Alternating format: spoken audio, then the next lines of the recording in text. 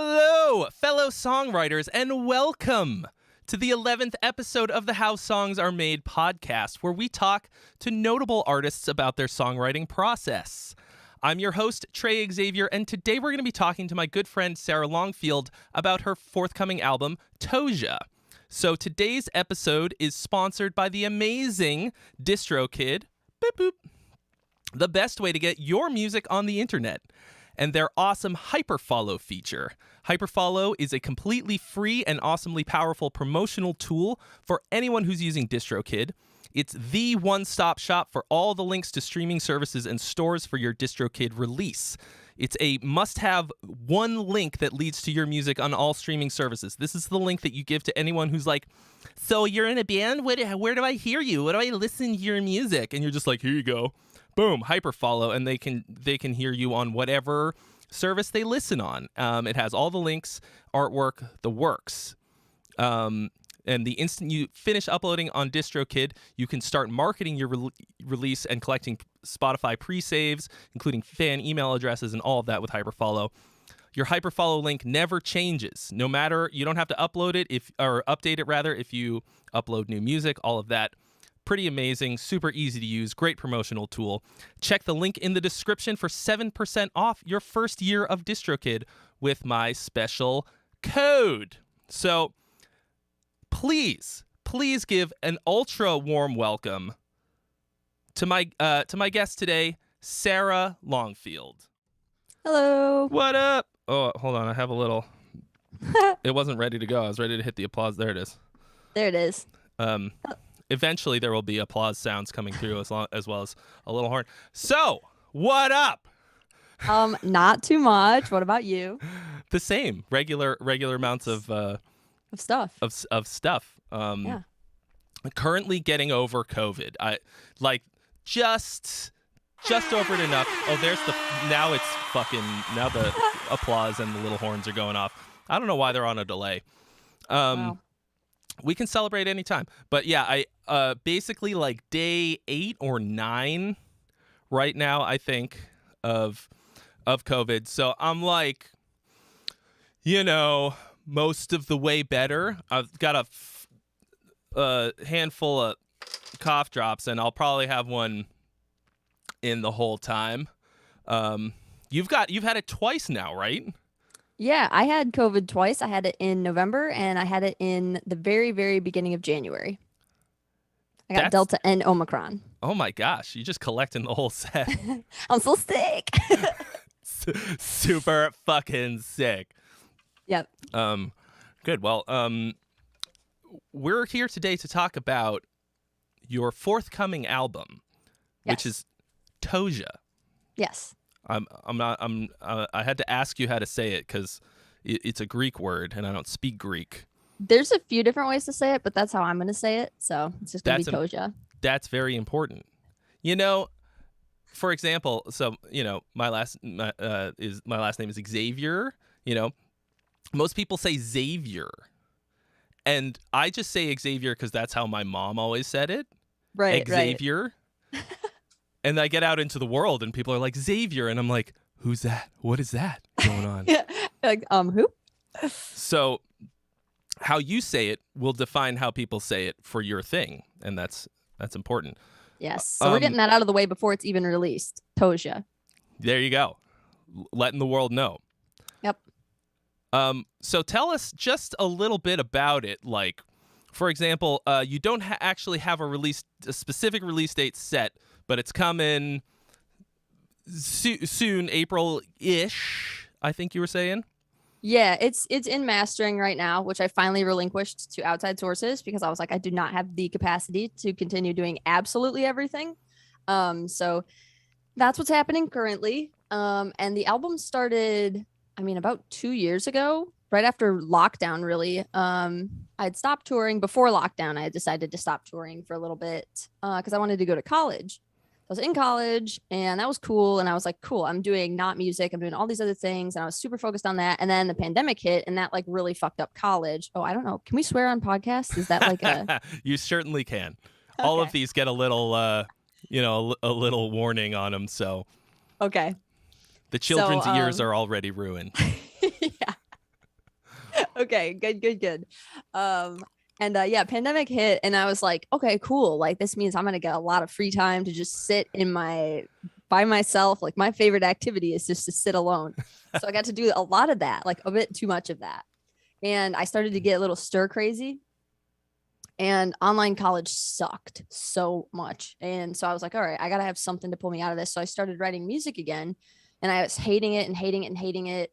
And then I kind of got into, so in Minneapolis, like where I'm living right now, there is like a pretty big like Eurorack modular synth scene. Like, believe it or not, like a lot of people are into that. We have like brick and mortar store you can go and buy Eurorack modules at, which is like pretty unusual. Yeah.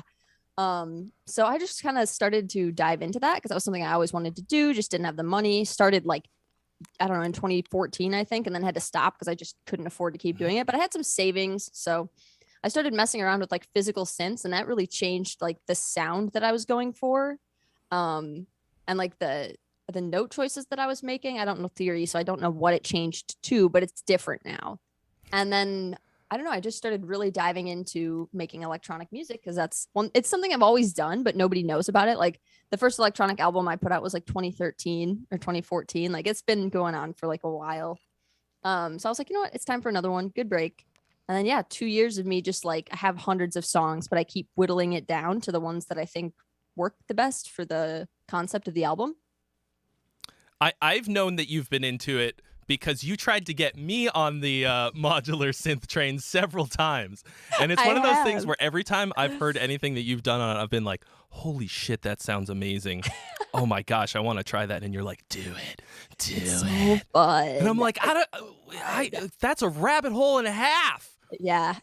It's so worth it though. And you can do like the VCV rack, which is like all digital, but it's like there's nothing like getting away from the computer. I know you work on a computer all day too. So it's like when you're not, and you can just sit down and do something that feels like productive but abstract, so you don't fall into your usual melodic choices. I don't know. It's good. So you really should. I would love to. It's like, oh boy, another hobby. Yeah. That would be a hobby that I would do one of these. I'd be like, oh, cool. Well, I could like use these I could do like some film score. I would turn it into a job. I'd be like, I could totally make money off of this. I could, and then next year you'll be interviewing me for my electronic album that's coming out. Yes. Oh boy, I do love the sounds. I'm fully game of them, for that. You can get so many unique noises. And you have gotten some unique noises. So I spent a bunch of time yesterday listening to the album. I've heard most of the things that you've put out at this point in some regard or another. It's not that I wasn't expecting it so much, because I think it kind of sounds like what you describe your brain as being like. Yes. Yes. From the many, many discussions that we've had about all of that, of the inner workings of Sarah's brain, because we're pretty similar in a lot of ways. But you're tapped into some shit. That's how I describe you to people. Oh, who's Sarah? Sarah's tapped into some shit. Yeah. And when I heard this, I was like, yeah, that sounds right. It feels right. So on this podcast, there's basically one question, and everything else is a follow-up question. The big question is, what is your usual songwriting process, and how was it different on this album, and how you did what you did differently on this that you haven't done before, or whatever, or if it's the same. So why don't you tell us a little bit about what that was like? And keep talking. I'm going to run and turn up my headphones real quick. Okay, that's fine. So I think actually it's like the exact same. It's just a different medium, I guess. Like if I were to be painting a painting, I would be doing it pretty much the same way, no matter what kind of paint I was using, or if I was drawing, it'd be the same process. And I don't really have a process because I don't really like expectations. So I have no expectations of myself ever. So whenever I sit down to write a song, I sit down and I don't think about writing a song. I just think about making stuff. And I have like hundreds of half-made things. I'm sure everybody knows what that feels like. And for this, it was like the same thing that I would do with guitar. Like, when I would write guitar music, I would never usually sit down with the guitar first. And I think the same goes for synth stuff. Like usually when I was writing guitar music, I would write the synth stuff first and the drums and then write guitar over it. Or, I guess occasionally I would switch it up.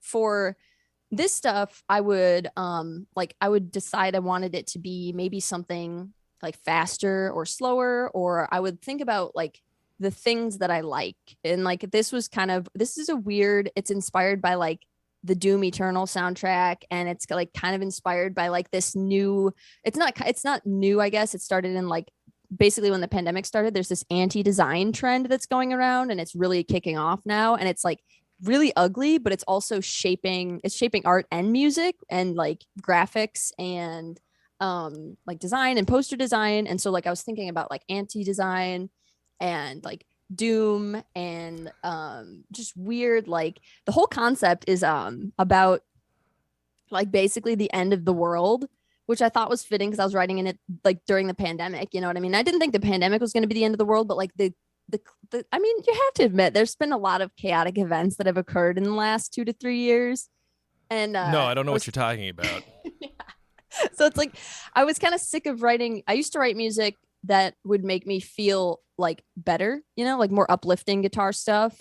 After I was writing metal, I wrote like more uplifting guitar, like dreamier, tappier stuff. And then I was like, no, I'm sick of writing all that kind of stuff. I just want to write about the stuff I think about, which is like aliens and like aliens abducting people and like the earth ending and like everything just blowing up and then everybody having to live underground, and then like this like group of people that are like trying to like save the human race, but like does it really need saving, and they go rogue. And like I have all these like sci-fi ideas like woven into the concept of this album. So I would just sit down and think about that stuff, and like then I would think about like what that looks like, and then I would try to like make that sound, and I would be playing around on the modular, just seeing if I could find those weird textural, like warpy, ambient, but also kind of dark. Like I wanted it to have like upbeat moments, but like also kind of dark, kind of matrixy, like kind of channeling a little bit of Matrix. Yeah, so I don't know. I love the Matrix soundtrack. I think that shit is one of the greatest soundtracks ever. It is. It totally is. So you were searching for aliens in the modular synth. Yeah, totally. So that was kind of how that started. So I would just play around on different synths, and vocals always came last. Vocals always come last. I guess I tried to be a little bit more cognizant about like the lyrics. I normally don't really care about lyrics. I just like say words that maybe sound like they will work. I should probably stop doing that, but I tried a little bit harder this time. Like I don't know. Whenever I'm emotionally attached like to my lyrics, like my brain is just like dumb. Like that's stupid. So I just like try not to attach myself to them too much. So they're stupid and dumb. You care about a thing? Yeah. So my brain just like beats me up about it. So I just like try to think about the story and like make really vague lyrics kind of surrounding it, which is the most I've put into lyrics thus far. So, well, that's a good start. I guess I was a bit curious. I was going to ask about them. I didn't latch on to anything super specific in there about aliens or or dystopian anything. But that's good to know that you don't care about them, so we won't go into it too much. Yeah, I mean we can. Like there's the one song about the one song Entertainer. That one's about like social media and like all the culture surrounding that, and like how you pretty much, if you're not born rich, you don't really have a choice but to be like, unless you get really lucky, you pretty much just have to do internet stuff. And then you're just kind of like at the mercy of everybody just dictating what they want you to do. And you can try to do your own thing. And sometimes people succeed, but other times, like if you want to make actual money, you have to just succumb to like these really basic ideas of like, I don't know. So that one kind of had a little bit of a direction, but. That's an interesting concept because once again, something that you and I have talked about a lot about, wanting us being both artists and YouTube content creators, which are like things that are to a certain extent at odds with each other, because you can do the thing that you want. You can do whatever you want on YouTube, basically. Right. But is anybody going to watch it? And if you want to do it for a living, like you can just put random bullshit or whatever super artsy stuff, and people will be like, oh, okay. Like you'll get 5 people who are like, fuck yeah, this is the greatest thing ever. And then, and then the algorithm's like, no one will see this. No. And this is odd. We have to care about that shit to an extent, because once again, we're trying to do this for a living, and we're constantly balancing this art and business or whatever aspect, and the social media likes and views and all that, that's our currency for our job. So we got to care about that. But if you're rich, like you're saying, and you don't need the money, do you actually have more freedom and license to take artistic risks? And like beyond that, it's just more corrupt. Like you can buy yourself onto whatever tours you want. You can buy a whole film crew. You have people to edit your videos for you. So you're just going to be making content more and more often than people that have to shoot, lighting, video, like edit the whole thing themselves and then post it and try to keep that up as a one-man operation. You know what I mean? So it's like there's so many advantages to just like being born rich. And I just think that there's like that's most of like you wouldn't think so, but like out of all the different weird sections of the music industry I've like dipped my toe into and then run away from screaming, like that was why. It's because I was like, oh my god, I'm just surrounded by just tons of rich people. Nothing against rich people, but there's like they're like they were born at the top of the ladder and like you were not, and it's just very gate kept almost on all levels in most genres. Unless like a rich person is like, oh, I like this weird little poor peasant. Let's bring them in. I like them. They can be our little buddy. So you become their little toy. Oh, good. That's not depressing at all. Yeah, I've seen that a little bit here and there. I haven't experienced it to that level, but boy, oh boy. It's a little different in YouTube. You have a little bit more opportunity to move up an agency and like separation from like the traditional like celebrity industries. Not that like celebrity is the goal by any means, but it just more solidifies your like income for an extended period of time, because then you have like weight behind your name. But yeah, pretty much all the other, and everybody's like, oh, you've only done metal, you've only done this, you've only done that, like how could you know? I'm like, you would like all the big prog bands just little rich kids like you know. So I'm not gonna out anybody, but it's a problem in all genres. I mean, some of those bands, how else would they get anywhere? Because why would anybody listen to it otherwise? But but like that also makes me think of like, okay, we could probably, if money was the goal, right? We wouldn't be doing this for sure. We wouldn't be making music. We wouldn't, like, we'd just get a fucking engineering job or whatever, or be a dentist. And I'm still considering the engineering job. Yeah. You went corporate for a hot minute. And, 6 whole months. It almost killed me. Oh my God. I can't believe you lasted that long. Barely. But I don't know about you, but the reason that I even am bothering to try to make more money with what I do is so that I can do that thing that I was talking about of just doing the weird shit that I want to do. Like I'm trying to buy enough freedom of time and also just have enough of a promotional budget to do the shit that I actually want to do, which is just to make the music that I want to do. And like, if you've got money for whatever reason, you were born with it, or you won the lottery, or you fucking worked for it, like in this musical climate, it's almost the opposite of how it used to be, where you could like be a musician and have a job doing music and make money doing it. Now we're making money so that we can make the art that we want to make. It's very convoluted. But it kind of seems like you've done something that you want to do, at least with this album. It sounds to me like you made it without caring about any of that, because I don't want to speak for you, but I think if you'd been doing what other people wanted to do, the album probably would have had guitar on it. And as far as I can tell, there's no guitar. Is that right? Yeah, there's no guitar. Nope. That's amazing. Yeah, no. Yeah, it's very freeing. I did do what I wanted to do with it, and I think it's going to disappoint a lot of people that are like expecting a guitar album. I do have another guitar album happening. It's just not on my priority list quite yet. And I don't know, it's tricky because I'm at a point where I'm at this just weird junction in my life. I'm like, do I want to can I keep doing YouTube as a guitar player or can I turn it in? I don't know if you can hear the sirens that's going on right now. Okay. All right. Well, hopefully not. There's a bunch of sirens happening. Okay.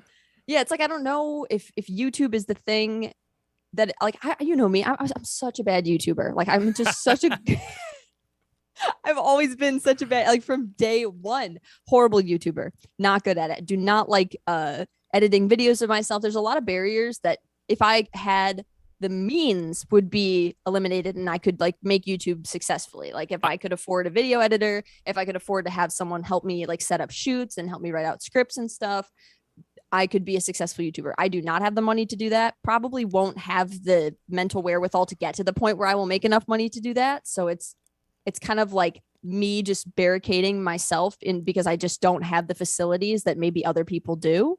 You know, so I mean, I don't know if that's the ADHD. I know we connect on that. The people at home have an idea of how bad Sarah is at it. I literally have money set aside for her to do a promotional video for my, not to do a promotional video for the course. I told her to do whatever video she wanted to do, and I would pay her just to like promote my course, and she still hasn't done it. I am working on it. I swear to you, I need like a live-in like handler. Like I think if someone was willing to sacrifice themselves for me and they were like, Sarah, get up, we got to shoot videos today, like we're gonna do this video, and that's why I can't even have a remote manager. Yeah, like remotely, if you're not like in front of my face being like literally do this or you're not going to be able to pay rent, like that's what I need. Because for me it's like out of sight out of mind. I forget I have friends because I just don't see them, you know what I mean? Like oops, you know. So it's object like I'm just permanence and ADHD. Yeah. It's fucking bad. real. People don't understand. No, they think it's a joke. They think I'm kidding when I'm like talking about this. Everybody's a little bit ADHD. No, like, my therapist and my psych told me I was the worst case of ADHD that he had ever seen. He was like, you know, because I was talking about the day that I didn't take my meds and I drove away from the gas station with the gas pump in and it ripped out of the. And he's like weird. He's like, that's so crazy. He's like, I have like ADHD clients that are like, oh, I'm struggling to focus on my math homework. I was like, I couldn't even take math in high school because like I just didn't understand any of it like at all. So I don't know. It's really bad. Like it is. And then my therapist, like I was talking to her about all my problems. She was like, she told me to start applying for disability. I'm like, really? Like, have I broken therapy? Like I'm at the point where they're like, we can't help you. You are a lost cause. So I'm not going to apply for disability, but it's a bit of a trade-off. Like you, like I said earlier, you are tapped into some shit, and that shit doesn't exist on planet Earth. It doesn't. The fucking spirit of art doesn't care about paying your bills. Like it just there's no overlap, none at all. But nonetheless, you made this album. We'll get off topic 100 times before this is over. I'm gonna try and keep pulling us back. That's okay. Do it. I will not be offended. Otherwise, we're just gonna be in an ADHD doom spiral. Yep. And so you started off with this exploration, the sandboxing, as I like to call it, with the synths and searching for a sound that matches kind of what you're going for. Yes. Once you get something going, what do you do next? Once you find a sound in the modular synth, how do you start developing it? Oh, I just vibe. You know what I mean? It's like I black out and then it's like, boop, boop, boop, boop. Sarah, you know what I mean? About the process. I need to know what vibe. What is the vibing? What does it mean? I don't know. I have no clue. Yeah. Here's a more concrete question.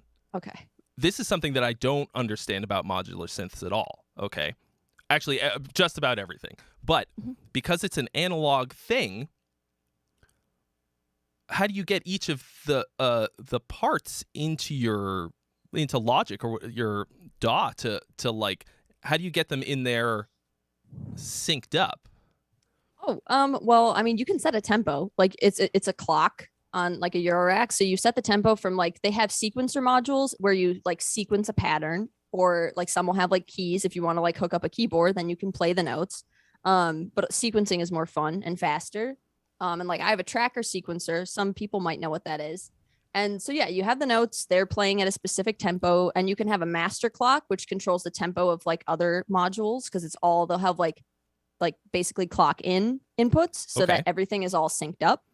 And then you run it through either like a mixer module or a VCA. And that basically allows you to like combine all the sounds. And then you can have either, most Eurorack stuff is mono, but you can like have weird mixer modules that'll turn it into stereo and then send that out to like the input of your interface. That's usually how I record everything. But yeah, that's like, I mean, that's kind of like the basics. You have like, you know, sequencers and like, you know, there's also like things that'll sequence drums really well, like a module called Pamela's New Workout. That's like, it's great for just like making drums on the fly, because it'll give you like clock divisions, and clock is just basically like a click, you know what I mean? So it'll give you like divisions that tell something when to happen. Like it'll send voltage to the thing, and then like noise happens. And you can divide those to make like interesting drum beats, and they all have outputs. So you'll send like that clock division out to this module so that it hits on these beats or whatever. So, and I have a lot of sample modules because it's just quicker and easier than like building straight analog sounds from the ground up. Because like a lot of modules are actually digital, not analog. And that's just for space saving and convenience. Like if you were to do absolutely everything analog, you could. It's just a little bit more, it's just different, I guess. And you can get more of like the sounds that I like out of digital modules. And you can like mess with them more, like just there'll be smaller, more options for modulation. And the cool thing about like Eurorack is it literally is the modulation. That's like what makes it different. Like if you're using like a VST plugin and you're using a preset, right? Like almost every note that you play is going to be the same. They might be really dense and have like a lot of different textures. You might be able to build different sounds within that, like Omnisphere. But like not too many people know how to use like the modulation effects or like a mod matrix, or in this case, you can send like, I mean, you know what like a sine wave is, right? Mm-hmm. Yeah. So you can send like that. And that's the only thing that you've said so far that I understand. So cool. Okay. I'm just kidding. Sorry. I'm just kidding. I understand all. I get the. I get it. The idea. Okay. But that's like, I know that one, sine wave. That's the one that goes like this. So you can like send that into a filter or like a parameter of a filter, and it will basically like turn the knob for you. So you're getting really complex, like moving sounds without really having to touch all the knobs at once. It's basically like these modulation inputs on all the different modules give you control over like shaping the sound and making it more dynamic and more like alive than you can get out of just like a standard like VST plugin. Because most people, you can do that on VST plugins, but it's just more complicated and not as intuitive, you know? So yes. I do know, because that's most of what I do, is using. That was most of what I did too. You know, presets and stuff like that, just because, well, it's a rabbit hole in and of itself. And then you think like, oh, making this from the ground up on a analog synth, holy shit, that sounds like a very long and arduous process. But it's actually way easier. So. Oh, shit! It's all there. It's in front of you. I'm gonna have you show me this in like. Actually on the thing sometime, because that sounds like a playground. It is. So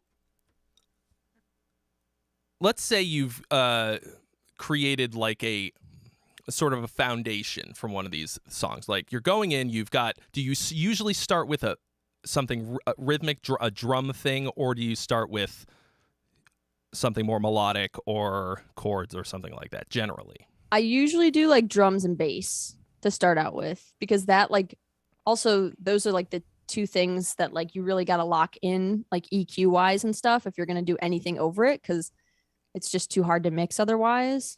So yeah, that's usually where I start, is like a weird bass line or like weird ambient stuff, and then like the drums to kind of dictate the speed, and then I'll try to like go over that like with a vocal melody or vocal effects. Like I don't really feel like a vocalist, like if like I can sing, and I can sing on pitch most days except when I have really bad heartburn, which is also most days, so you know, whatever.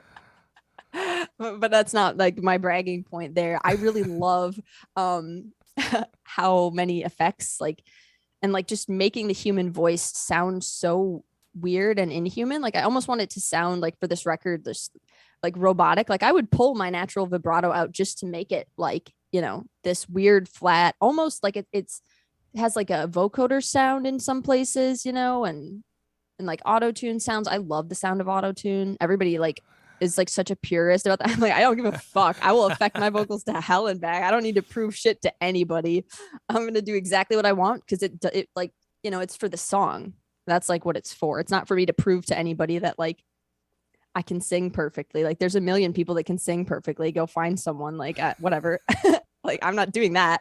I'm making weird, dark, like I don't know, electronic music for the end of the world. So I thought it sounded like just the perfect amount of organic and robotic. I cool. think it was because I heard what you're describing a bit. Like some of it has this very vocoder-y type of feel to it. Some of it's very like yep, and densely layered. Yeah, but it's also but it sounds like your voice. It sounds like you. And there are times that it's more natural and times that it's more synthy. And yeah. I think that's such a cool, seeing the border of those two things kind of a little bit over here, a little bit over there. And for what you're describing, for what you were going for, it sounds like you nailed it. Cool. A lot of it is just like, I wanted to tease things. Like I didn't want to make a techno record. So like there are parts that you can dance to, but like they don't last long enough to like, there are club remixes I've made. Little dance. 10 seconds. And then, it's like there are other parts where it's much more I really like Bjork. And so like that's like kind of an influence too, like vocally.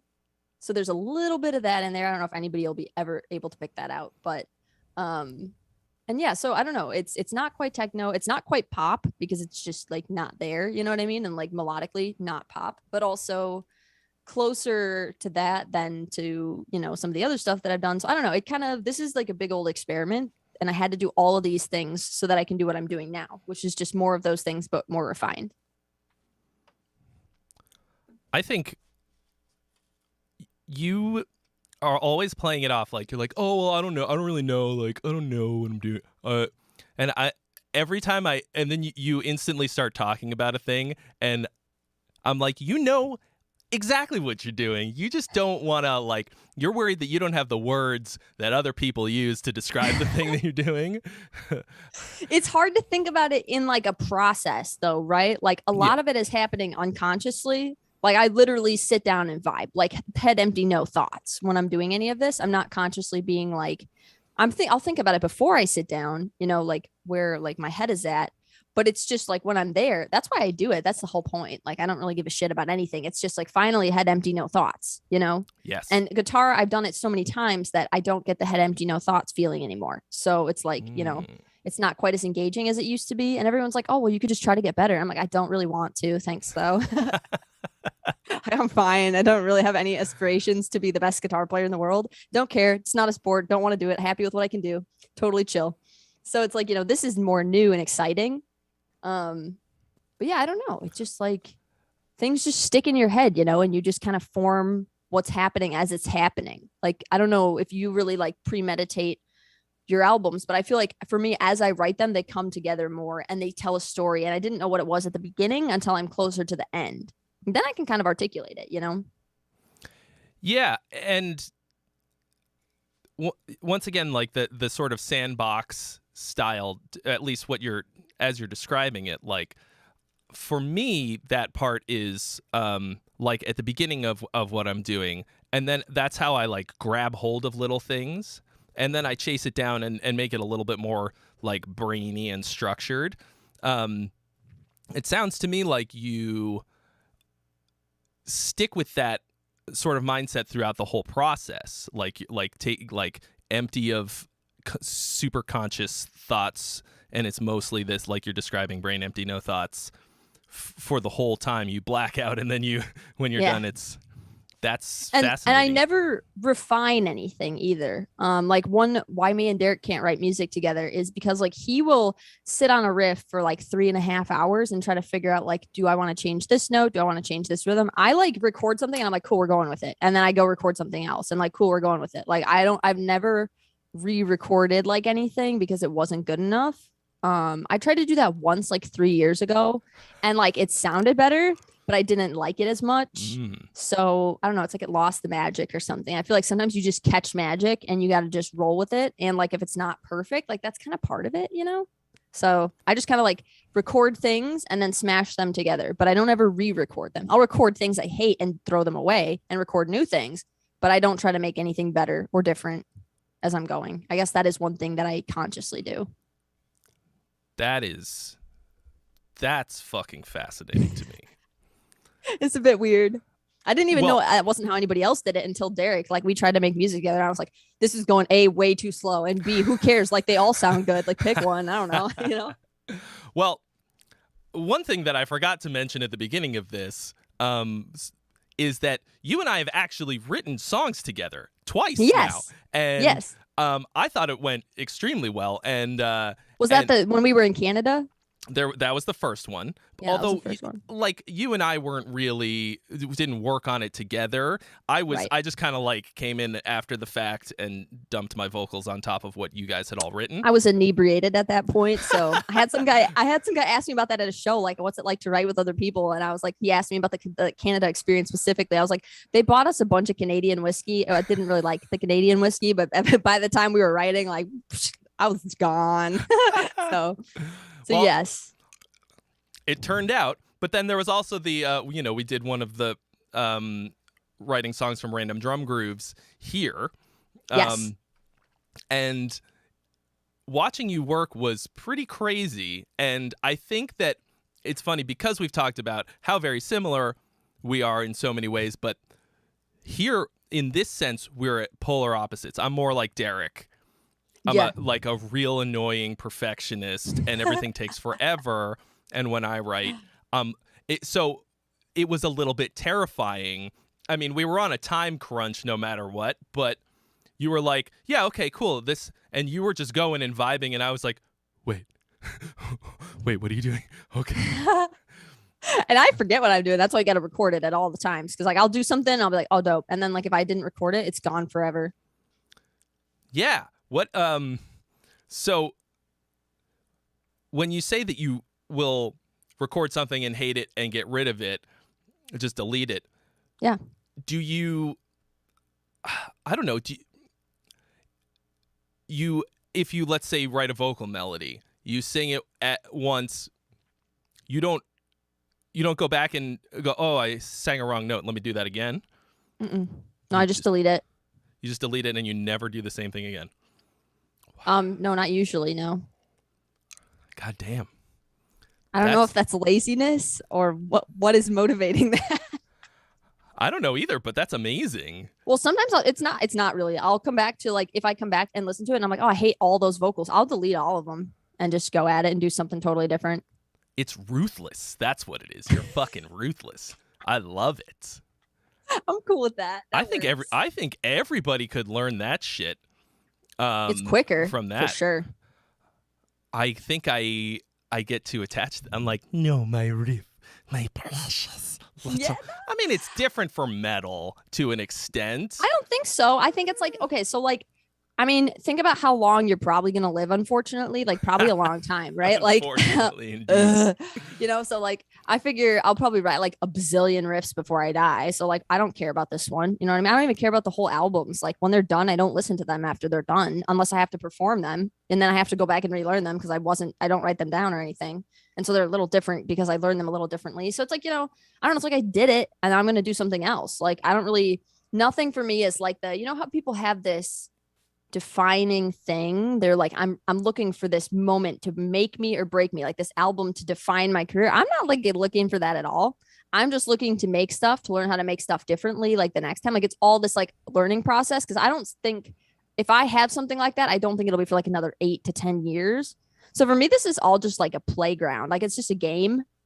And I'm just like doing whatever I want And now more than ever, because I just don't care anymore. Because like whatever, I've just accepted like I'm just gonna die poor if I have to move back into rehearsal studio, whatever, it's fine. But like, I don't know.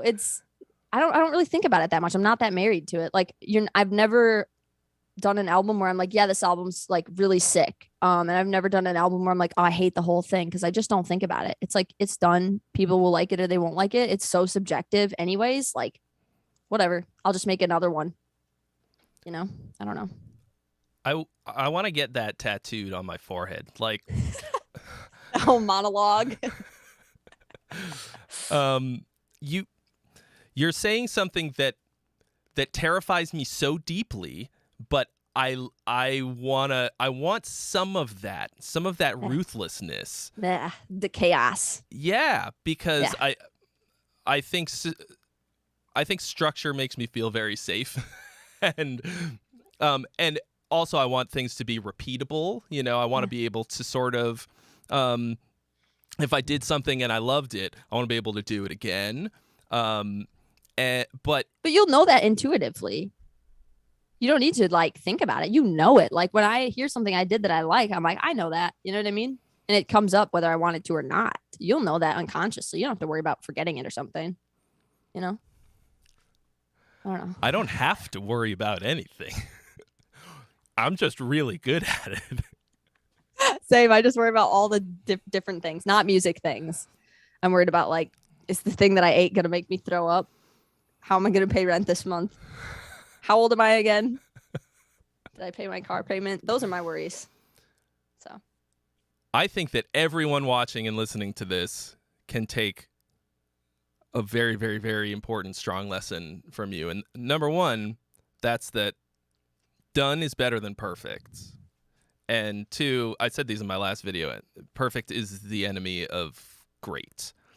And getting too attached to certain ideas is how you ruin things too, in a lot of ways. There's that like, that first second magic, like when you do something and you're surprised you even did it, or at least maybe that happens to me all the time. I'm like, dang, I don't even know how I even did that. Like there's magic in that. And that I think carries in music really well. And I know what you mean with the stressing over stuff. I do that in art sometimes because like, I don't know, white blank paper freaks me out. So like, I do get that. I understand the anxiety.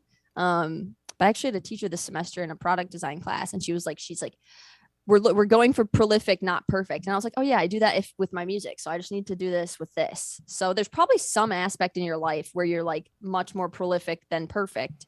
And then like, I think if you can just transfer those skills, or that mindset, that's how you do it, I think. I'm going to try that. I'll let you know how it goes. Damn, though, like, I like that a lot. I am, very fun. It's what? It's fun. It is. It's really fun. I think we forget that it's fun. I forget that it's fun. I mean, I get like this particular kind of fun out of creating and like composing things very carefully and like putting everything where it needs to go, spending some time, getting some distance from it, coming back and working on it again. It's not the same kind of fun. I want the kind of fun that you're describing. Like that makes me go like, oh, right. That's kind of like why I started doing this kind of shit. Like that's fun for me. It's that childlike fun, that the empty brain fun where you don't worry about anything. You don't think about, is this marketable? Will anybody listen to this? Who fucking cares? Like you didn't make a sandcastle when you were a kid and be like, how much will someone pay for this sandcastle? Yeah, exactly. You just wanted to make a sick sandcastle for yourself. And then when it's done, you go and do something else because you're like a kid and like, whatever. Yeah, it's exactly like that. It's like being 7, I did not like being 7, but if I had enjoyed being 7, I feel like that would have been like how I would have approached it. I don't usually get thrust into an existential crisis in the middle of these podcast episodes. But sorry. No, don't apologize. This is the reason that I do this shit. Like part of it is so that the folks at home can learn something, and we can get an idea for how other people approach things, because every single guest so far has had basically an entirely different approach to how they do it. But I do these because I want to learn, because I do things a certain way. And I realized that I was like, oh, other people don't do it like this? Yeah, same. And I wanted to try some other shit. And this is fucking gold for me. So that makes it a little harder for me to ask specific questions. That's okay. I know it's kind of vague. I mean, it's a huge problem in the guitar community. Everyone is so focused on like the hows and the whys and like the very specifics of like how someone holds their hand. I'm like, do any of you guys like listen to music? Like, do you enjoy music? Is it like at all fun for you, or is it just an act of like pure masochism? Like, I don't, it's very confusing to me. That's part of why I jumped out too. I was like, I don't understand this. People take it way too seriously. I think we build up this level of tolerance to the masochism, and then it seems really normal. Yeah. And it's not. Like, No. it's that's why, like, I think we place this value, we learn to place this value on getting to a certain level of technical proficiency of something, which is extremely difficult, takes a lot of time. And then we think like, oh, putting a lot of time into something gives it value. It makes it worth it. Like, it will make it better. That's not necessarily true. It might be, but you don't, like, I don't think that me spending a year on a song is going to make it better. I think also, yeah, I agree with you. I think it's also all kind of wibbly wobbly. Like, I think a lot of people have like timelines in their head. And like, I think, you know this too, because like the blessing and curse of ADHD is like, we have pretty much at least I have no concept of time at all. No. And no concept of like what I was supposed to do when I was learning guitar.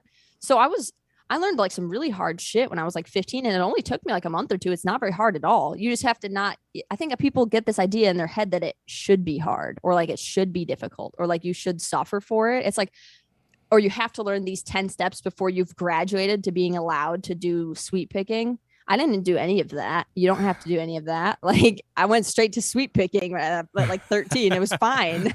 I figured it out. I was like, oh, this is fine. This is like whatever. I think people just hype it up in their head. It's like this like daunting big thing. It's like if you just don't think about it and like think about like what works for you and what like feels good with your hands, like your muscles learn way faster than your brain. So I don't know. I think people just really, really overthink guitar playing, and they try to just put it into all of these boxes. And anytime you try to box like art, that's kind of like, fuck you, dude. Like, like who cares? Like, it's just the same as any other thing, and it happens everywhere. Like the fine art community is the same. And like, people are like, oh, if you can't paint realistic, like you're not, like you're technically, it's like, okay, why do I need to do that? Like, you can just take a picture. What's the point? You know what I mean? Like, I don't know. Like, you work smarter, not harder. I don't get it. So people should definitely not be punishing themselves unnecessarily. Like, if you don't want to learn the blues scale, don't. Who cares? No one's going to like show up at your door and be like, oh, unless you apply for music college, because they were like, you don't know the blues scales. I'm like, I don't know, dude. That's why I'm trying to go to music college. So they didn't like that. I had that same problem. I was like, no, I pay you to teach me that stuff. Yeah. I don't, what? Right. If somebody came in and they wanted to be a bricklayer, is that a right thing? It is. They're like, all right, in order to get into bricklayer college, you got to lay these bricks. I'm like, no. Same. I mean, what you don't know because nobody ever fucking tells anybody anything. For real. Before you're, before college, is that it's because it's supposed to be a advanced higher learning, you have to have already done these things, and also that you should be investigating this stuff on your own. Like, I was a jazz major for like 3 years before I realized, like, oh, these people all hate me because I don't really listen to jazz. I just wanted to learn this stuff. Yeah. And like, I didn't know that I was supposed to be like going to see jazz people play live and listening to albums and transcribing them, and like that's the only information that I really needed, is like, oh, you should just do this shit on your own. Here's music theory and some ear training. These are things that you're not going to get out there in the world on your own. But all you have to do to learn to play jazz is transcribe everything that you hear and just go with it. And then I was like, oh, so I could just leave then. All right. Yeah. Okay, bye. Okay, bye. Yeah. And there's no way to know that. So, but part of that is just having this confidence that you're talking about. Not just the confidence, but like the understanding that like there's not a set path of how to do the thing. Like you just do it, and don't all these genre boxes and stuff like that. They're completely made up. It's all like people are like, how do I play the blues? Like, well, there really isn't such a thing as the blues. There's a bunch of musicians who play kind of similar sounding styles, but like it's a lot more than anyway. But yeah,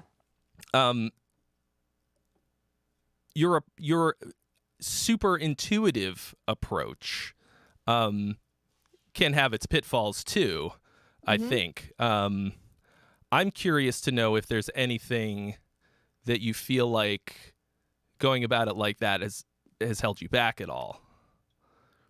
Yeah, well, I mean, I think there is like, so now that I'm in college, not for music, but we're learning how to critically analyze things. And I have not done that in my life before. So it's cool to like take a thing and like figure out like where it came from and how it got there, and like, all of those things. And so applying that to my art, I've been kind of retroactively applying that to my music a little bit and thinking more like, okay, wait, where did this come from? And it still has yet to influence my future music, but it's cool to think about, you know what I mean? To like break stuff down. So that was definitely a pitfall at first, just because I wasn't as like aware of what was going on or what I was doing. I'm a little bit more aware of it now. But I wouldn't say that affects my music so much. I think the biggest pitfall is like being able to connect with other musicians, because I just can't. That's the worst part. I can't connect with anybody on like a theory level. I can't connect with them on like how they write music, because I don't write music like that. We run on different time scales, like different speeds for how things are done most of the time.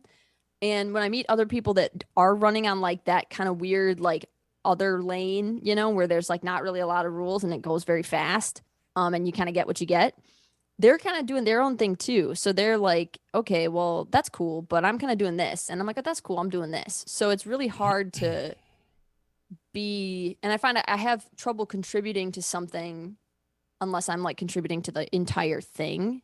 I have trouble just giving a little bit of something, because I'm deeply passionate about all of it. So I just want to give the whole thing. And people don't always want the whole thing. They're like, okay, that's cool, I'm going to do all this part. And I'm like, okay, now I don't care, which is bad. You know what I mean? So that's definitely a pitfall. Like I care about them as a person, but I struggle to maintain the focus that you need to have to like work on a group project with people, because I just don't have that. That could be a combination of things though. You told me once that you really liked working with Adam Neely. Yeah, he can keep up like boop, boop, boop, boop, boop. And he knows all the stuff too. He's advanced. He's advanced, because I would just make something and he immediately would make something next to it. And I was like, okay, cool, next thing. And then just next thing. And I was like, okay, this is dope. Yeah, I would love to work with Adam Neely on something someday, but I think I freak him out a little bit. Like I can't get a read on. I mean, I freak some people out, so it's tough to say. Yeah, but think about it like this. If you can freak out Adam Neely. Oh, I meant just like on a personal level. Yeah, but still. He's a very, he's got the he seems unfazable to me. But yeah, I don't think I phase him. I think I just like, he's like, that's weird. Like, yeah, I am. He hangs out with some weird cats. I mean, that's true. You guys did that wild intro for the song, and like every time I listen to it, I'm like, damn, it's crazy because we fucking had this like weird artsy intro and interlude to this basically what turned into like a butt rock fucking like big anthemic song. And to me it was almost like Beatles-esque in the like, you know, you've got Lennon and McCartney, like McCartney's like, we're going to write a rock and roll song, and Lennon's like and it was the combination of those two things that made them great, because either of them alone is kind of like, all right, well, whatever. Like anybody can do one or the other, like, and Neely was like the fucking the fusion of those two things together. He's the glue. He is the glue. I'm convinced you could put him in any musical situation and he would fuse it together. So, I mean, that's like mostly just credit to him. Like he can apparently just vibe with anybody and write with anybody, but that was definitely the most intuitive writing process. We did something at Toman when we wrote this like little 15-minute song together. That was the most intuitive like writing experience I've ever had in my life. I have never had that experience ever again. Wow. Yeah. I mean, I haven't admittedly tried very much, so I could be better about that. But I also don't have very many friends, and the ones that I do have live on the other side of the country, so it's like, whatever. Come to LA, it's expensive and it's hot. Oh yeah. I can't afford LA. No, I can't even afford LA. So expensive. I could live in a castle anywhere else in the country. Yep. But well, I couldn't. But yes. I want to hear Neely Longfield, the album. I would love that. Like I said, I'm so worried I freak Adam out too much for him to ever want to do that. And he's also very busy, but maybe someday. He's busy, but you guys work fucking fast. You said you wrote a 15-minute song at Toman? Yeah. Well, yeah, we did. It was like we filmed it. It's on YouTube somewhere. Yeah, dude, book a fucking week with him and make an album, and that'll be the end of that. It would be dope. I think we could get so much Sonic territory covered in like 1 week. I think we could finish the whole album, and I think it would be very, very, very crazy and very different. So we are manifesting this right now. That's the thing that white girls do, right? I'm manifesting. I mean, really though, like Adam, I swear I'm not that weird. I think you are that weird, but that doesn't matter. Thanks, you're Trey. You're a lot higher functioning than I think. You're really good at pretending to be a person. Thank you. I was gonna say I look like I should be more higher functioning than I am. That's the problem. That's actually the big problem. It's like I seem like I should be farther along than I am, and that's all this curse. So maybe someday. Well, I think it could easily, absolutely happen. I think you would just have to be like, "Hey, do you want to do this thing?" And he'll be like, maybe. "Yeah, cool. That sounds great. Let's do it." And then you put it on the calendar, and then it'll happen, and that'll be the end of that. We'll see. But we'll find out. Now I'm getting us off topic. That's okay. Although, as you mentioned, it might be a bit tough to nail down exactly how you're doing things. But like at the same time, you have to go back at a certain point. Like you're saying, you make these things super intuitively sandbox style, but you have to like mix them. You have to decide which ones are going to go on the album. I actually do that like during the process, which is the wrong way to do it. Yeah, like as I'm making parts, I'm mixing parts, which is like so not it, because you have to like go back and remix everything, you know? But that's how I do it. I'm not really mixing after the fact ever.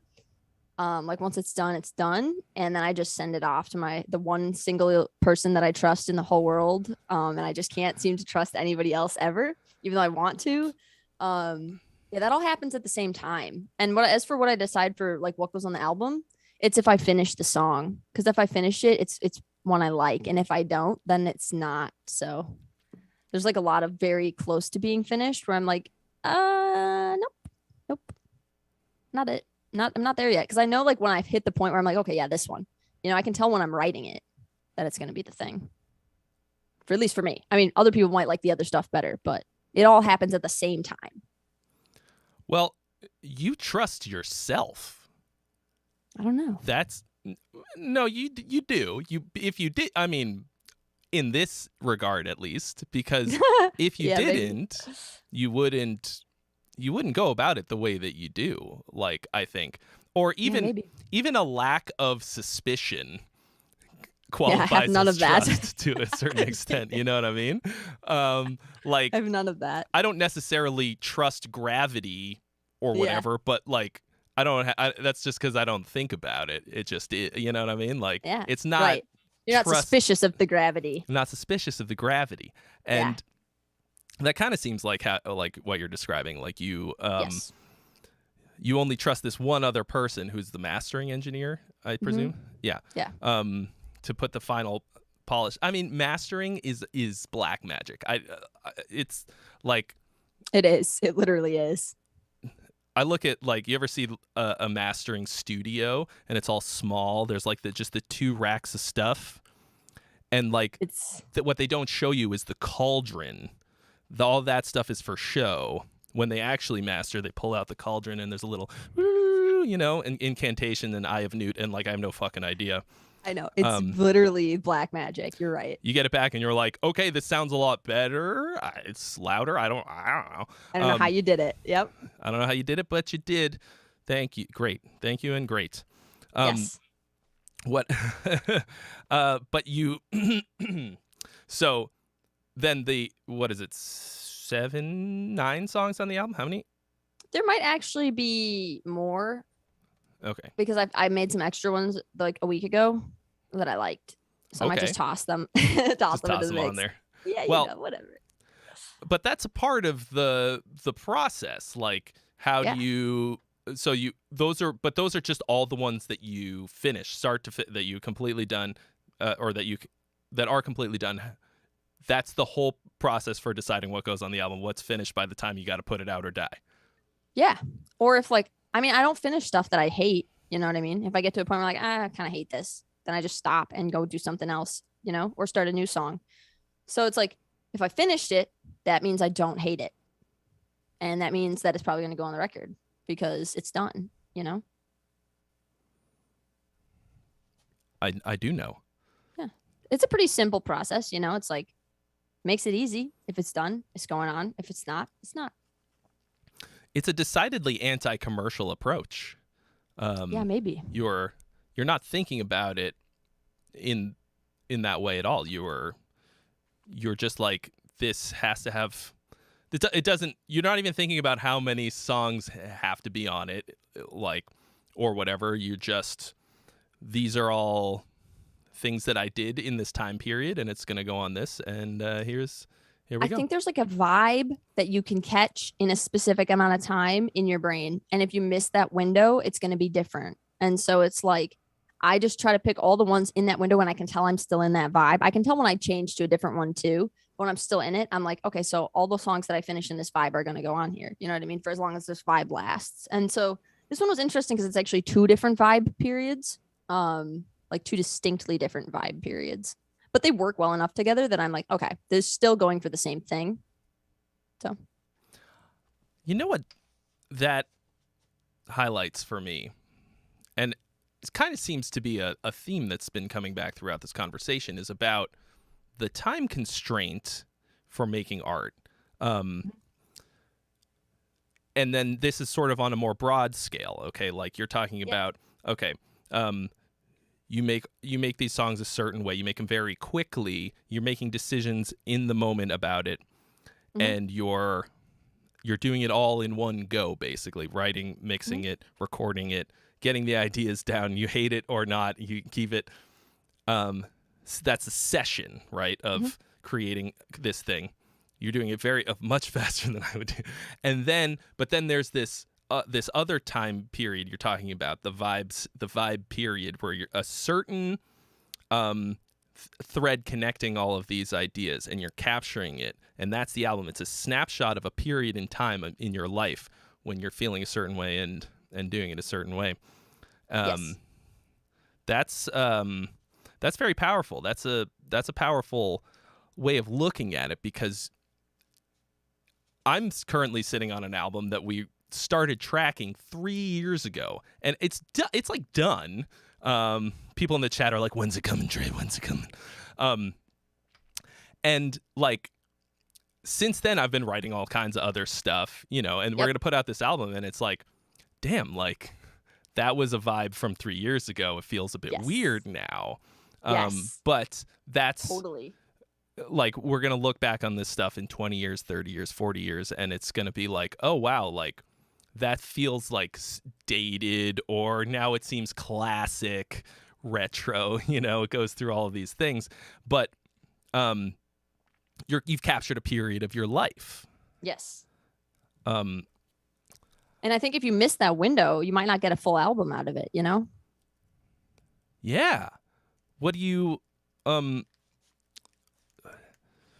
do to make sure that happens? What's your I just go for it, and if I miss it, I miss it. Too bad. I missed it before. There's another electronic album I was going to make, and then I just didn't. I got like 6 songs, like 90% done. Wouldn't have had to do much to finish them. And I was like, no. I'm in a different plane now. Can't go back. It's like it's like hopping dimensions. Like you can't go backwards. Like how you can't go backwards in time, It's like I can't go back to that vibe. So unless I want to make the album have 2 vibes, which sometimes is fine and sometimes is not fine, But I can't force my brain back into that space because it was already there before. So you've now relinquished the album to the mastering engineer. So it's out of your hands at this point. You basically, to an extent, and me bugging you to get the album art so that we could see it here and make it this big. You presumably got it at least semi-finalized. Yeah. I think that's the final draft of the album art. I've been mulling over like 6 different designs for that, and then I think I was like, it's like I said, that's kind of following the anti-design theme. I wanted it to have sort of like retrofuturism, like kind of colors, sort of vaporwave colors, but I don't want that to be the vibe because it's not a vaporwave album. You know what I mean? It's not. It's kind of its own weird, chaotic thing. So I wanted a really weird, chaotic, like anti-electronic music album with anti-design album art, And if you look up anti-design, like you'll see like all the inspiration pulled for that album art. Yeah, I've never heard of that before, so I'm interested to see more of that. Derek hates it. It's very ugly and unintuitive, and it's meant to like clash. Like I said, it came about like right after the pandemic. Like Bill Cosby's sweaters. Worse. I like it though. It's like appropriately chaotic, and it doesn't follow any like traditional. Well, maybe a few, but not many traditional like design principles. It tries to go against them in a pretty way. Well, it sounds like it lines up with everything we've been discussing. You're not approaching any part of this with any sort of traditional design aesthetics in mind, or with the music or anything. So it wouldn't make sense to have the art be that either. I mean, you've got a perspective-based drawing on there. That's just because that's what I've been doing more recently. Yeah, but it's not. It doesn't look like something that you'd see anywhere else, really. Yeah, no, it's not like definitively anything. So it's like very subjectively many things. It seems like it matches up pretty well with your not anti-commercial exactly, not like intentionally anti-commercial, like, oh, I'm gonna do whatever I want and fuck you. You're just doing whatever you want already. Yeah. It's not a reaction. No. It's not and it seems like the kind of anti-design thing you're talking about, those sorts of things tend to happen once again as a reaction, like, I don't know, to like being fucking constantly advertised to with these like actually, really specific designs that are supposed to make your little brain go pew, pew, pew, yes. pew.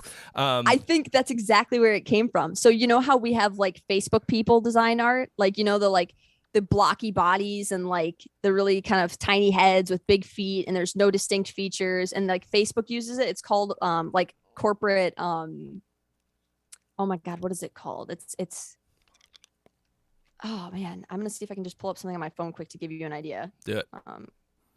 I'll just show it to you in the thingy. I know it might be kind of hard to see. It's all right. Okay, it looks like these people. Oh my god, this one is so ugly and bad, and I hate it so much. Oh, wow. Oh, Corporate Memphis, that's what it's called. Memphis. I think anti-design was in its reactionary like opposition to Corporate Memphis to be like, we're done with Helvetica. We're done with blocky illustrations. We're going to make it look like something grotesque and out of like, and like 90s is kicking back, you know? So like weird 90s graphic design styles, which are objectively pretty bad. Like they were trying to figure out how to digitally design things with tools that weren't up to par yet, but they were still using like old graphics. It was very bad, very bad. So I think that's what's motivating this. I like, remember. Yeah. Yeah. So, and it isn't a pushback against anything because like I love like traditional pop and I love like nice clean designs and all that stuff. That's just not what I'm doing right now. It's just kind of this otherness from, I guess if I'm pushing against anything, it's the things that I've already done. That would be what I'm like getting away from, the things that I've just already done, and I don't want to do that right now, Sort of begs the question for me, like, I guess, what are you do you look at this in the sort of long-term picture of Sarah Longfield, the artist, the things that you've put out in the past, and then what you're doing next, that sort of thing? Are you considering that at all when you're making this kind of stuff? Or I think I might go under a different name for it. I think that's the plan, is just to put it out under a different name and see if I can get myself a different market. Not that I'm not grateful for like the guitar community supporting me and the way that they have, because like that's how I'm able to pay my rent. But I don't think, I mean, it might resonate well with the guitar community, but I don't know if I want my name to always tie back to guitar stuff, and it always will. Like I'm at a point where it's so solidified, like Sarah Longfield guitar, they are like this. And so anything that I try to do to branch out from that will be inevitably merged into the like conglomerate of Sarah Longfield guitar things. And so I think I might want to put it under a different name, just so if I'm approaching like the thing that sucks is then I have to build kind of from the ground up. But that's also fun. I like when things all fall apart and you have to start over. Like there's a chaos in that that's just like really, really enthralling. So I think having to build up a different name from the ground up kind of have a little bit of an advantage. Will bring a different market and a different audience and different opportunities to do things in a different part of the music industry that I haven't been really able to do no matter what I've done. Like I always just end up on guitar tours, or like I just want to maybe like DJ some underground clubs in Berlin. Like, like maybe I want to like, have like weird avant-garde shows with like, some of the weird experimental like hardware synth artists I follow. I want to like get a little bit away from both things, So I think it might have to go under a different name if I want to keep it like how it is and have that freedom. Because I think if it gets too sucked into Sarah Longfield, I won't maintain that freedom, even if like I want to, Yeah, I do know. Well, not to continually respond with things about myself. No, that's okay. I'd say that's how people with ADHD talk. You know what? For these interviews, I've been fighting it all the time because most people don't like it. We communicate the same way, so you don't even notice, Nope. which I appreciate very much. But yeah, go off. I mean, I've spent the last year completely steering this channel in a different direction. Like that's been what I've been doing, and so I feel that on such a deep level, Also, I'll take the opportunity to plug, I just started for this episode a new Instagram page dedicated to how songs are made. So if y'all at home haven't followed it yet, that's going to be where all like clips from this kind of stuff go and all that. And it's very hard to change your personal reputation. And once you get pigeonholed, like it's hard to steer the ship in a different direction. So I understand that. that's a hard road. That's a difficult People want you to thing. be this one thing. They want you to stay that one thing forever too. Like if you're like a 17-year-old girl playing metal on the internet, they want you to stay a 17-year-old girl playing metal on the internet until you die. Like they just will not, most people, there obviously are exceptions, but most people just want to see the same thing over and over and over and over and over again for some reason. And they don't want artists to, like I said, there are many people that are encouraging of the stuff that I'm experimenting with, but you will get fought every direction. Even if it's positive, people will be like, yay, more guitar. Where's the guitar? Guitar, guitar, guitar, guitar, guitar. And that's like, that's not the point, you know? Or like, I'll post my art and people will be like, album cover. And I'm like, that's also not the point. It's just art for the sake of being art. Like, it has absolutely no purpose. I just made it for fun, you know? So it's like, you will get pigeonholed, and that's not a bad thing, but it's so hard to dig out of, you know? I think you essentially have two choices. You can make this the thing that you're doing and like destroy push old it Sarah until Longfield. until you kill 17-year-old Sarah Longfield playing metal guitar. Yes. And lose probably a lot of that old fan base. Or Yes. you can move forward with a new identity and rebuild from the ground up, which is maybe more difficult or I'm not maybe sure. easier. I don't really know. I mean, I'll 'Cause I let you thought know about in a both. year if it's working for me, because I'm taking the former approach of Yeah. trying to force my new identity upon my old audience. And I mean, it's working out okay. But you know, I've got 220,000 subscribers, probably over 100,000 of them subscribed for stuff that I'm not doing anymore. Mm-hmm. And we, to a certain extent, we're lucky in this day and age that we can literally look at those kinds of numbers everywhere. Spotify, YouTube, like, Yes.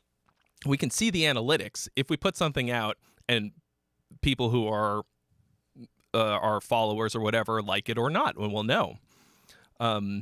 But you still you're taking a risk either way. So you might as well do the thing that you want to do that's going to make you happy, because each one is a risk.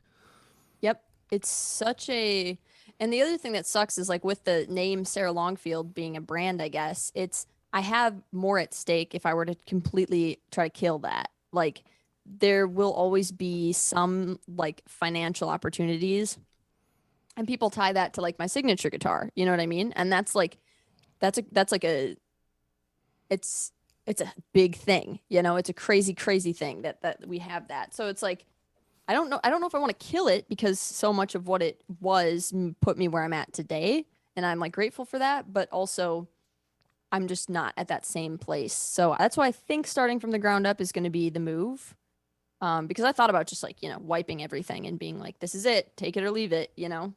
But I don't know. We'll see. We'll see what happens. I'm very curious to see what which path you take and how it goes. Yeah. I guess I'm thinking about, for example, this kind of music, like you versus the kind of guitar stuff that you've done in the past. You can't really take these songs to a live. Can you perform them live the way? Yeah. You like with the modular synth? Mhm. Okay, now this has become a question and not so It's much of a cool. statement. How does that work? It's complicated. It is so complicated. I have like 6 different iterations of the rig currently. Thankfully, I've got time to perfect it. It's a combination of software things that are running and hardware things that are running, and making sure all of the equipment is syncing up to the right tempo. Some things being backtracked, some things being performed live. It's kind of dependent on like who I'm playing with. And then I'm currently working on a duplicate album, same album, but it's basically just club remixes of the whole thing. So if I were DJing something, I could like play my own material for a good chunk of it. You know what I mean? Gotcha. If I wanted to. Mhm. Or it also gives other DJs the ability to play that music if they want to. So there's like, I could also just DJ a set, much easier than actually performing the whole thing live, but I can do both. So All right. So then, are you planning on taking this stuff on the road at some point? Yeah, I'm not sure what that's going to look like because my current booking agent doesn't do like electronic music. Um, so I think what it's going to be first and foremost is just me making a lot of content about it. And I have some of that in the works, like, music videos and stuff that's going to go on my channel just for the reach, but under the new name. And then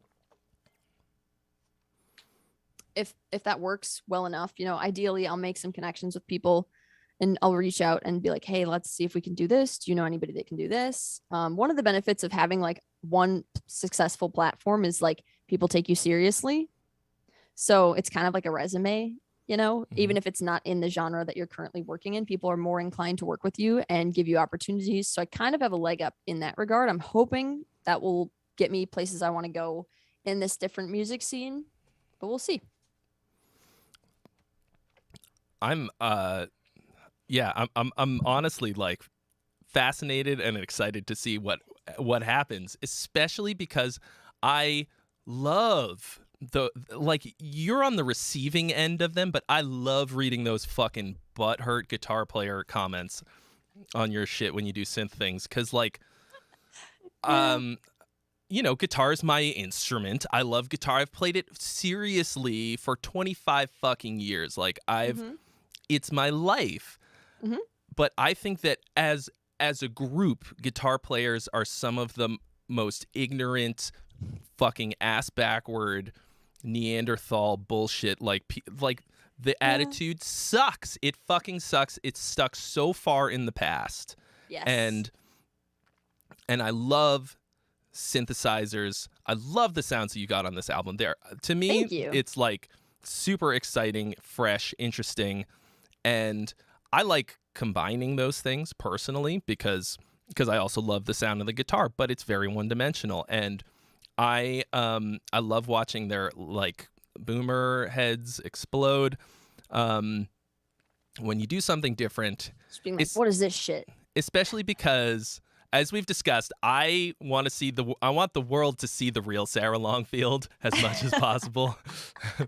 And this to me is just a little bit leaking out of your brain, a little of the just like just a little tiny smidge, just little a tiny smidge.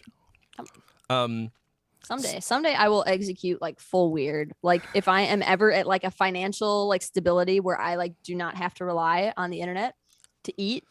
Oh yeah, it's gonna get so weird so fast. Like then I just don't care at all about any of it. But right now, like I said, I have to exercise a lot of restraint if I want to keep making being able to pay rent while I'm in school. So, well, let's get Sarah graduated and rich. Hashtag make Sarah rich. Let me see you drop that in the comments, folks.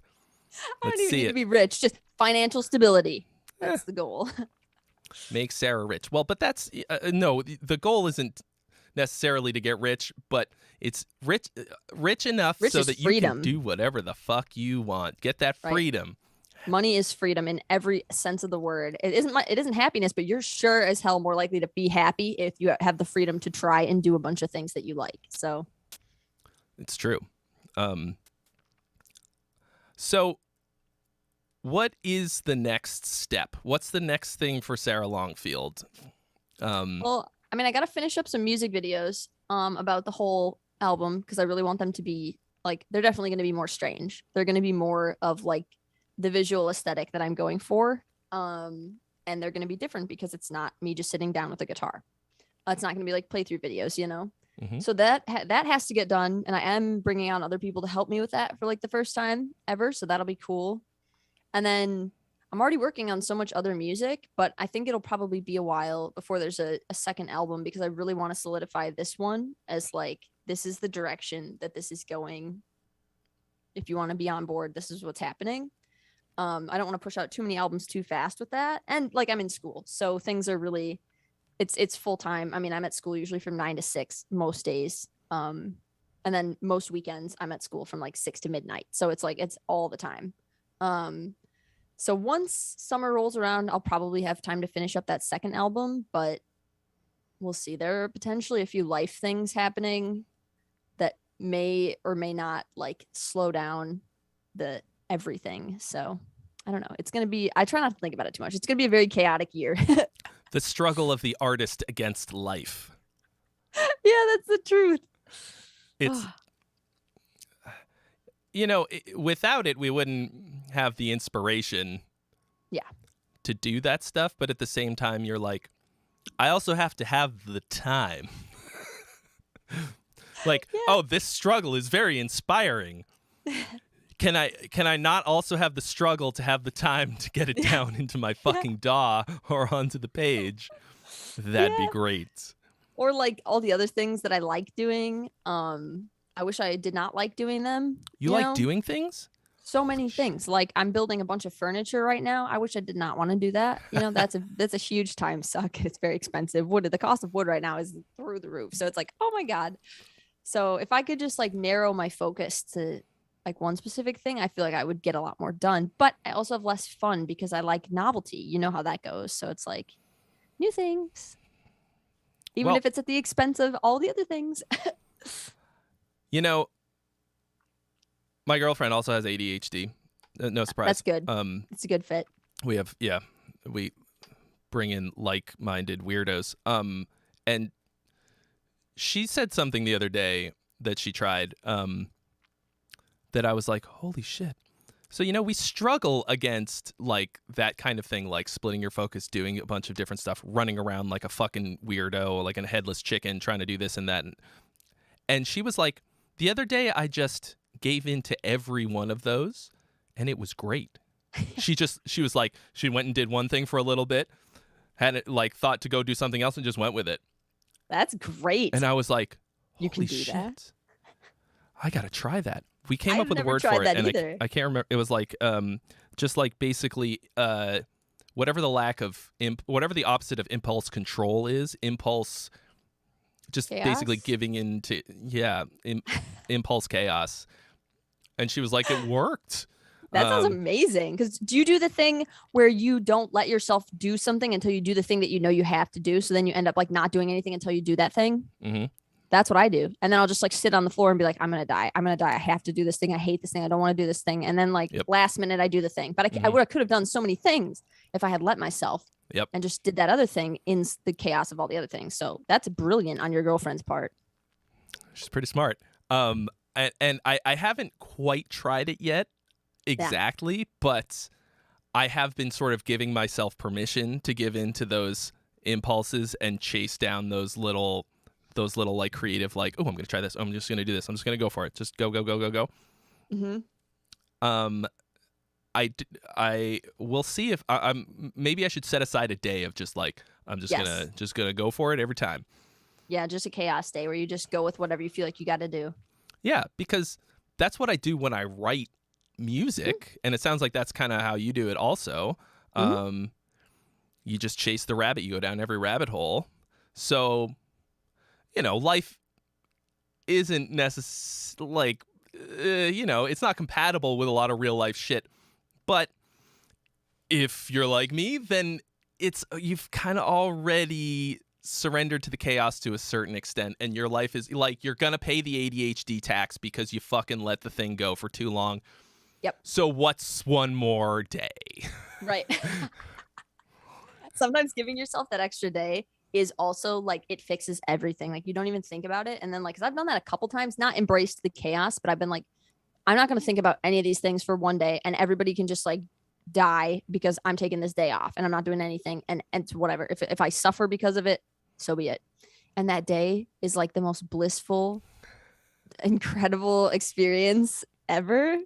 And it's just sweet freedom. And I think like, ADHD people, we just don't live in a society that allows for that. Like I honestly think, a lot of ADHD is full of suffering, but I think 90% of the suffering is just because we do not live in a system that is like conducive to literally any other way of functioning than like the baseline, not knocking people that don't have ADHD, but it's like, damn, like this is pretty disappointing. Like, I don't know how anyone can do this. Like, I really wish we had opportunities that weren't gate kept in so many ways. Like you have to have degrees to do all this shit, which like most ADHD people can learn how to do on the internet and then like do it just fine because they're so fixated on it. They learn everything about it. It's like, come on, we should be allowed to have jobs in that field. Like, duh, like you're short on those people. We know that stuff. Like, you know, I don't know, all these weird gates that shouldn't exist. Like if you want society to progress, take people whose brains go 96,000 miles a minute and upgrade their car from like an 86, you know, piece of shit to something newer so that they can actually keep up with what's going on in here. It's like we're being like trapped in these boxes, and then it's like, oh, it's a disability. It's like, yeah, okay, well, it would be less of a disability if like I had like the resources and the things to do these things, to progress things. I feel like we could do a lot for society. You know, we got quick brains. We're good at problem solving. I don't know, like, duh, like totally disregarding a giant portion of the population by making it impossible for us to do literally anything. So we're all freelancers. It's only a functional disability. It's not actually a disability. It's a disability in school because school's not set up for people who think like we do. Right. And I actually saw, let's see. I'm going to go back a tiny bit because I think that our ADHD stories are very funny because I was diagnosed with ADHD when I was 12. I went on some Ritalin for like a year and I fucking hated it. I went off it and I didn't do shit about it until you posted a video to that ADHD YouTuber, How to ADHD. And I was great. like, I think maybe this is affecting my life more than I thought it was. And I started to do something about it. I went and got on some medicine after like, you know, like basically thinking of myself as a fuck up for my whole life. You feel like a literal failure at everything. And it allowed me to get a little bit more perspective on it. And then I basically badgered you until you fucking got some medicine for it. And that was us just like trading back and forth, like, because you kept putting it off and I was putting it off, and because that's what we do. ADHD accountability buddies. Yeah. But like, it's another video that I saw about it that made me completely change my perspective on it is about how gifted kids are special needs, and like that's only true because of the way that school works. And they were like, oh, you're so smart, you're gifted, here, you're in the gifted and talented program, here's some extra work, like after school. Do. Like they literally have no fucking idea what to do with us. No, but not at all. So counterintuitive. And what we figure out later in life is that what it actually is a superpower that they don't know how to use, and neither do we, and we never learned how to use it. But the proof comes out later in life when you don't have to function in this very specific environment where only certain people succeed. And we have this crazy untapped superpower. Yeah.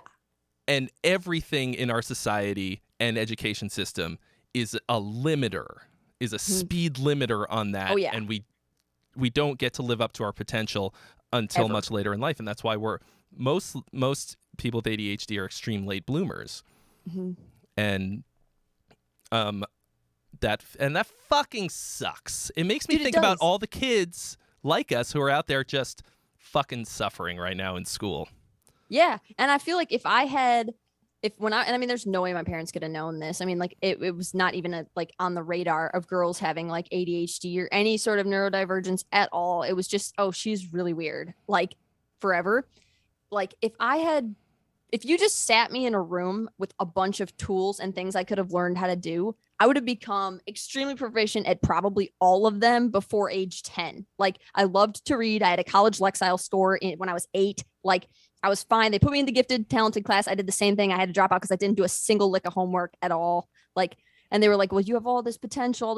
I'm like, yeah, but I don't want to do any of this stuff. Like, what? Like, I don't know. It's so ass backwards. They're not, but like, if you think about it, American society is not really like, they're not raising people to be exceptional. They're raising people to be like compliant. You know what I mean? They're raising people to be to expect like that getting married and buying a house should be your ultimate goal, and not just being happy and doing the things you love. That like you're going to suffer at work, and that's part of being an alive person. Not, oh, you can make your own job and do things that you like you're not, that's not a thing they're setting you up to do. Like no classes in school taught me how to do things that I do now, like the things that I like to do.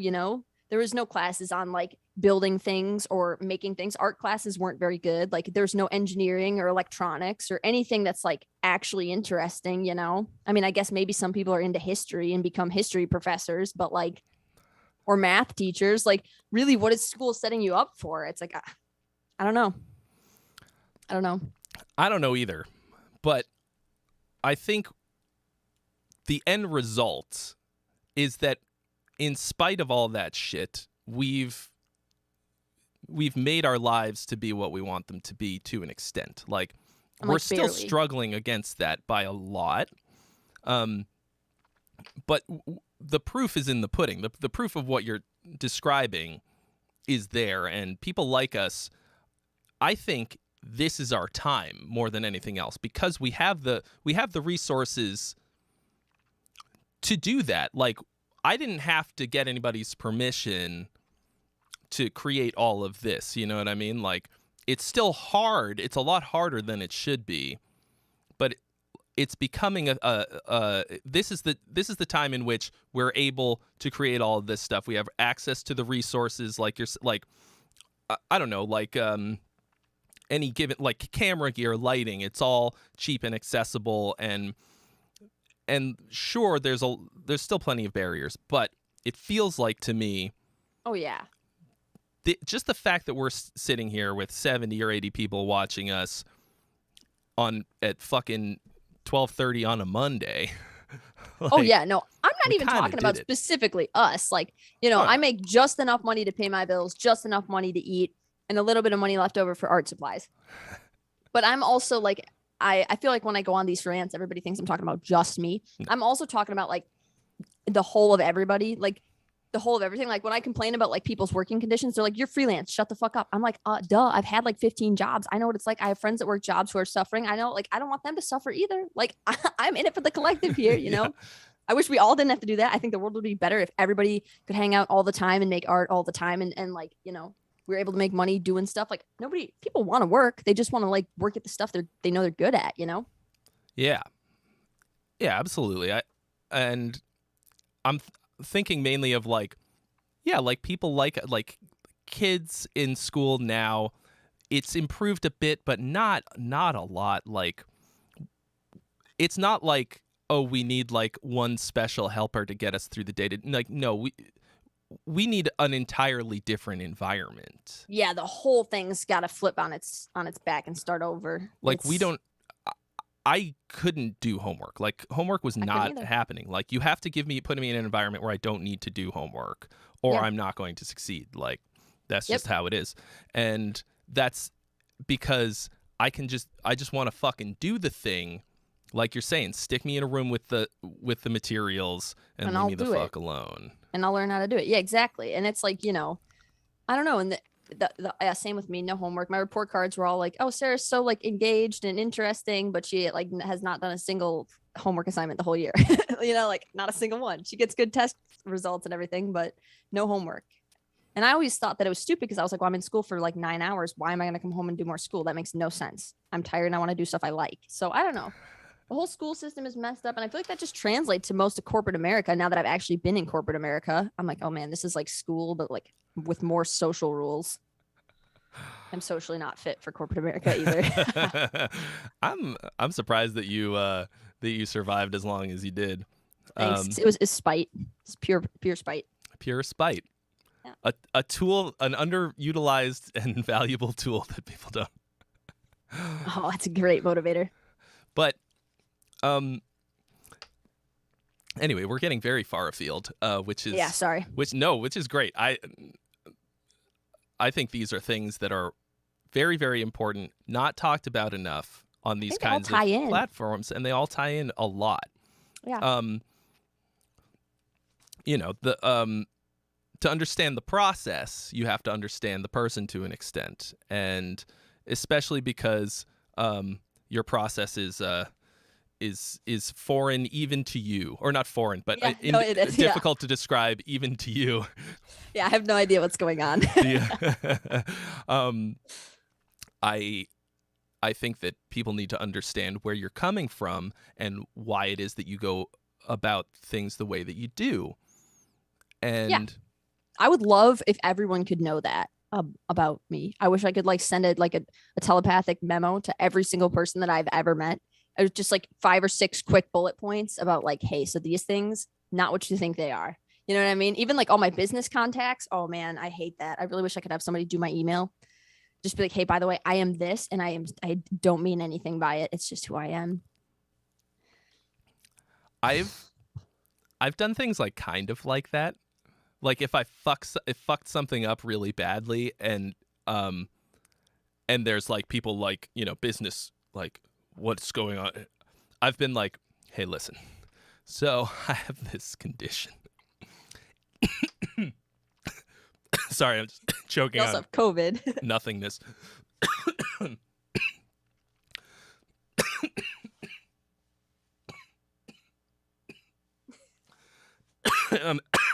My drink is empty. Hold on, I got a little bit of liquid left in here.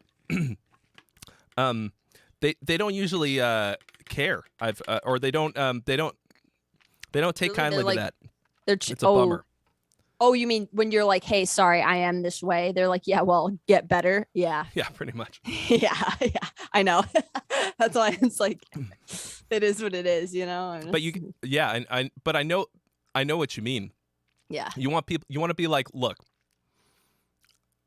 you have to treat me like I'm the way that I am. Like you have like I can do the thing that you need, and I'm going to do it better than anybody else, but like it's going to be a day late. Probably, or like maybe a month or 2. Yeah. So this is why I need an in-person handler. Like I said, it's because, okay, so they're asking too much. Like that's the cursed thing about social media, is it is asking too much of people that are like wired to make things. Like people that are just like boom out of the womb, like gonna be an artist. Like I was like born weird and it was like definitely gonna be making things. Like that was established at birth. Like I was never going to be good at organizing emails, responding to people, remembering conversations, or like anything involving logistics of any sort. Time management, nothing. It was like very obvious from day one. And back, like, I don't know, 30 years ago, like artists would have like managers and representatives and people that help plan things and secretaries. And like, I mean, I guess maybe there was more money in it now or then, and there isn't now, or at least there's just this middle area where like if you get to a certain amount of money, you can have that, but you have to have the facilities to get you to that amount of money. I will not, because I don't have the facilities to get me there. So I will never be at a place where I can have those people to do that for me. Like I kind of have a manager now, like a sort of a little bit, but like I said, he's like on the West Coast, and it's all he can do is text me and be like, hey, please answer this email. You know what I mean? Like, good luck. That's me saying that to myself too, you know? So it's just, you have to be 9 different people. And if you don't have the programming and the operating system of 9 different people, like that's why so many YouTubers are like absolutely brilliant. They're like prolific people, and that's why I'm so bad at it. Like so many of our YouTube friends, like you're really good at it too, but like so many of our YouTube friends are like absolute geniuses. Like I don't understand how they can do all these 9 different things and then hire a team of people and manage that team of people to do that stuff. Like what? You know, That's so beyond me. Well, first of all, thank you. I don't think I'm great at it. But the reason that we do that stuff is because we're all polymaths to some extent. Because whereas a lot of people will be like, oh, I wanted to be a YouTuber, but I don't know how to edit video. Like, I didn't fucking know how to edit video either. I did it because I learned to do it because I needed to do it, and now I can do it. Or you're like me and you just do it badly. You just do it badly. Just good enough for people to still watch your videos sometimes. Yeah. I think your last video was uploaded in 360p. I was watching it yesterday and I was like, was it? Was it? How come I can't upgrade the quality? Why is it 360? What the fuck is going on here? But I mean, that wouldn't surprise me. But you get it out. You get it up and you get it done. You do things badly and it's okay. But there's if we were incredible videographers, we'd probably be doing just that. But we have to do all of these things in order to do the thing. But like, if we were so super fucking good at the one thing, we'd be doing just that, and we'd have managers to worry about everything else. But because we're capable of doing all of this stuff, and we have the motivation and aesthetic, inclination, like we're like, we can do it this way. We're gonna do it like this. Yeah, I think. Yeah. But yeah, I mean, I outsource a lot of shit these days because I hit the point where I was sick of dealing with it, and I was like, I can get a lot more done if I outsource this stuff. Yep. I don't know. Once I hit the financial point where I can do that, that'll be first on my list. I'm just not there yet. You know, like I said, I get my basics. I get rent, car payment, food, a little bit for art supplies. Not quite enough to pay someone to edit my videos. So someday. A manager, though, should only be taking a percentage, so you don't have to pay him up front. Yes, which is the only reason I've been able to have the current manager that I have. Yeah. You got to get me like secure brand deals. You know what you should do is just go and knock on your neighbors' doors and be like, "Are you a manager by chance?" Is it by chance? Because the thing is, I need somebody who lives right here who could be like, Sarah. Yeah, someone that can literally show up at the house. Like, I need someone who's like more invested in my success than me and sees like me as a money pit. Like, I need them to look at me with sociopathic dead eyes and be like, I can make money off of this girl. Like, I need that kind of drive. And then they need to live here, and then they need to be willing to like fully commit. And then I'd be like, yeah, here, take my money. Like, please. That's what I need. So if you know any sociopaths that are like absolutely fueled by money and like see me as a ticket to their way to make a lot more money somehow, send them my way. They're the yin to your yang. Yes. Oh my God. That's exactly what I need. Well, we've done it again. You've manifested it into the universe. I need Adam Neely to make an album with me, and I need a sociopathic in-person manager. All right. And you live in Minneapolis, right? I live in Minneapolis. Okay. So if you're out there, Minneapolites, and you do not feel remorse, and you want Sarah to be your cash cow, this is your fucking time to shine. Show up. Well, this feels like a pretty good place to put a button on. Okay, bye.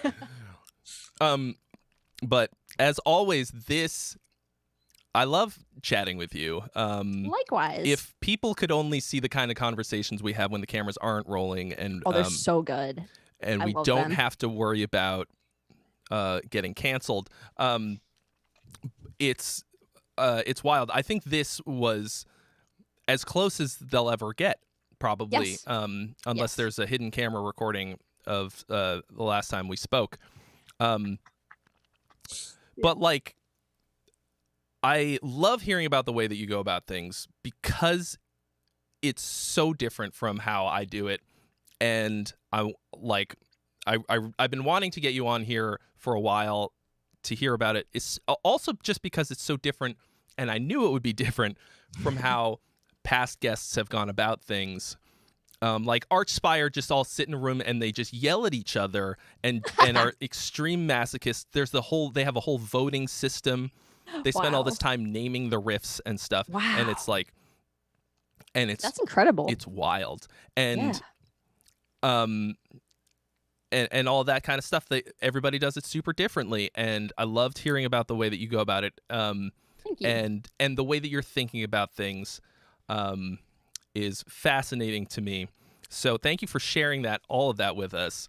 Thanks for having me. Good luck with the album release, whether you wind up putting it under your name or another one, which will be that so that people can look for it. Do you have an idea? I do, kind of. I have an Instagram handle already. The name is Saith, Saeith. Write it down, y'all. Go follow that as well. And we'll update the the folks at home once it's hot. But because you're all, I know now, very, very fascinated to hear what this album is going to sound like, I can tell you, because I have now listened to it, that it sounds fucking great. It's awesome. It's everything that you hoped.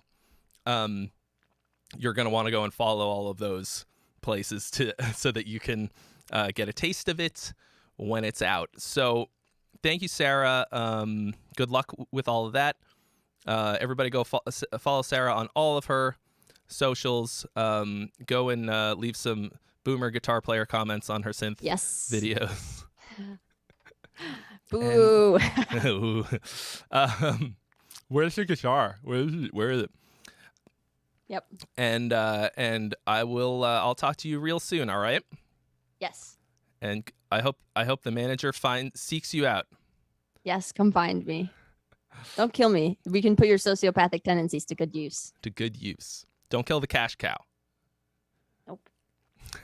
All right, Sarah. See you on the Flippy Floppy. Bye. Well, always a fucking fantastic time hanging out with my buddy Sarah Longfield. Managed to get through it despite the COVID schlock in my all in my throat. So not bad for recovering from COVID. Thank you all so much for hanging out on this episode of the How Songs Are Made podcast. You can find all past episodes of as audio podcasts at howsongsaremade.podcast.com. Probably a link for that in the description. And of course, you can watch the recording of all these episodes as live stream, just like the one you just watched, every Monday right here on the Gear Gods YouTube channel at 11 a.m. PST until ? Big thanks to today's sponsor, which is DistroKid. Boop. I don't know if you can even see that. Hit the link in the description for 7% off your first year. And I'll see you all right here next week. All right? Have a great week, and I will see you then.